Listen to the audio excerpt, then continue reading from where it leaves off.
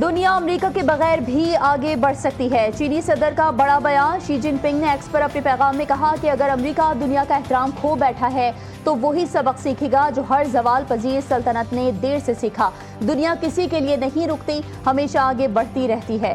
ہر سلطنت نے خود کو ناگزیر سمجھا، ہر ایک کا سورج غروب ہوا، طاقت کمزور پڑ جاتی ہے، اثر و رسوخ بدل جاتا ہے۔ نئے میزائلز استعمال کر رہے ہیں، صہیونی حکومت کی کمر توڑ دیں گے۔ ایران کے سرکاری نشریاتی ادارے کو انٹرویو میں ترجمان وزارت دفاع بریگیڈیئر جنرل رضا طلائی نیک نے کہا کہ ایرانی مسلح افواج صہیونی حکومت کو تباہ کن ضرب لگائیں گی۔ ہماری قوم ایک مسلط کردہ جنگ کا سامنا کر رہی ہے اور دشمن ہماری قوم کے ہر طبقے کی طاقت اور مزاحمت کو نشانہ بنا رہا ہے۔ پہلے ہی رات دشمن نے عورتوں اور بچوں کو نشانہ بنا کر اپنی جارحیت ظاہر کر دی تھی۔ آج ہم نے پہلی بار اپنا ایک میزائل استعمال کیا۔ صہیونی حکومت آئندہ ایسی مزید حیران کن چیزیں دیکھے گی۔ فتنہ الہندوستان کے مٹھی بھر دہشت گرد بلوچستان کو نقصان نہیں پہنچا سکتے۔ آپریشن بنیانم مرسوس میں پاکستانی عوام بالخصوص طلباء و طالبات نے کلیدی کردار ادا کیا اور بھارتی اسٹریٹجک مفروضوں کو ہمیشہ کے لیے زمیں بوس کر دیا۔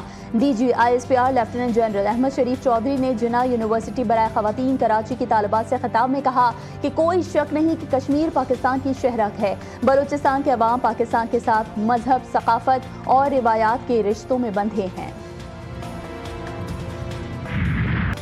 غزہ میں بھی صہیونی دہشت گردی کا سلسلہ جاری۔ خان یونس میں صہیونی فوج نے امدادی مرکز پر فائرنگ کر کے مزید 51 قحط زدہ فلسطینیوں کی جان لے لی، درجنوں زخمی ہو گئے۔ اسرائیلی فوج مستقل امدادی مراکز پر امداد کی تلاش میں آئے لوگوں کو نشانہ بنا رہی ہے۔ عراق اور ایران میں پھنسے پاکستانی زائرین اور طلباء کی بحفاظت وطن واپسی۔ دفتر خارجہ میں کرائسس مینجمنٹ یونٹ فعال۔ 152 طلباء کو آج پاکستان پہنچایا جائے گا۔ تفتان سے اب تک 600 سے زائد پاکستانی وطن واپس پہنچے ہیں۔ فیلڈ مارشل سید عاصم منیر کا دورہ امریکہ، واشنگٹن میں اوورسیز پاکستانیوں سے ملاقات۔ فیلڈ مارشل سید عاصم منیر کو شاندار خراج تحسین پیش کیا گیا۔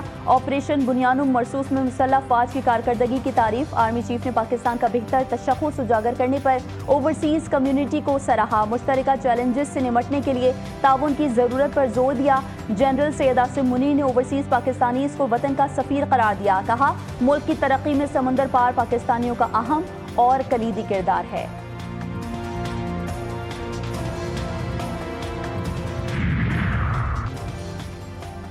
بلوچستان کا مالی سال 2025-26 کا 1055 ارب روپے سے زائد حجم کا بجٹ پیش۔ پی ایس ڈی پی کے لیے 249.50 ارب روپے مختص۔ آئندہ بجٹ میں غیر ترقیاتی بجٹ کے لیے 682 ارب مختص کیے گئے۔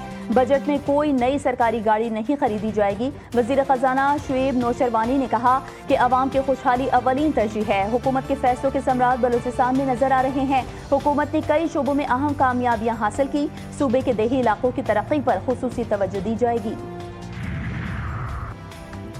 رواں سال بھی ٹیکس فری بجٹ دے رہے ہیں۔ پنجاب ریونیو اتھارٹی 6 اضلاع میں تھی، 16 اضلاع تک لے گئے ہیں۔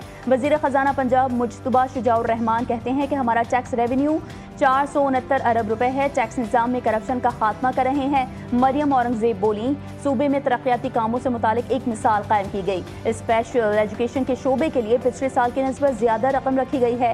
سرکاری اسکولوں میں نیوٹریشن پروگرام کا دائرہ مزید بڑھایا جائے گا۔ وزیراعظم شہباز شریف کی زیر صدارت اجلاس۔ پاکستان ریلویز کی اپ گریڈیشن اور ریکوٹک تک توسیع کے اقدامات کا تفصیلی جائزہ۔ 2028 تک ریکوٹک کو ریلوے نیٹ ورک سے جوڑنے کی ہدایت۔ بلوچستان میں روزگار کے مواقع بڑھانے اور ملک کی معیشت کے لیے ریلوے کو ریڑھ کی ہڈی قرار دے دیا گیا۔ ریلوے کی فائننسنگ کے لیے بین الوزارتی کمیٹی تشکیل دینے کا فیصلہ۔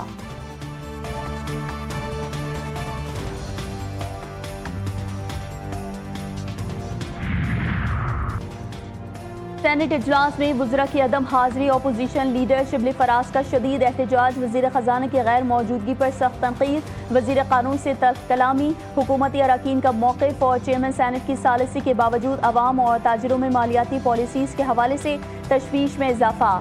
سینیٹر وقار مہدی نے کہا کہ این ایف سی ایوارڈ کے بغیر بجٹ پیش کیا جانا آئین کی خلاف ورزی ہے۔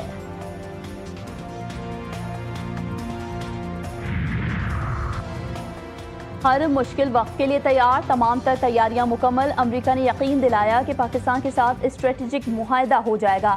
یو ایس ٹیرف پر امریکہ سے بات ہوئی ہے۔ وزیر خزانہ محمد اورنگزیب کہتے ہیں ہماری ایکسپورٹ انڈسٹریز آگے بڑھیں گی، ہم ایڈیشنل سیکٹرز کے لیے فنڈ کریں گے۔ بانی پی ٹی اے سے اڈیالہ جیل میں عظمیٰ خان اور نورین نیازی کی ملاقات۔ نورین نیازی نے کہا آج بانی سے بڑی مشکل سے ملاقات دی گئی۔ بانی نے احتجاجی تحریک کو 2 ہفتوں کے لیے مؤخر کر دیا ہے۔ عظمیٰ خان بولیں بانی نے احتجاجی تحریک عالمی حالت کی وجہ سے مؤخر کی ہے۔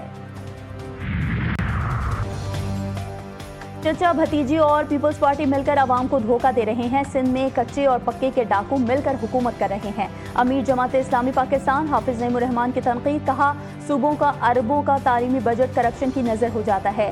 سندھ کے سینئر وزیر شرجیل انعام میمن نے بھی کرارا جواب دیا، بولے ہر سال بجٹ پر سندھ حکومت پر الزامات لگانا حافظ نعیم کی پرانی عادت ہے۔ نورہ کشتی کا الزام دراصل حافظ نعیم کی اپنی سیاسی بے وزنی کو ظاہر کرتا ہے۔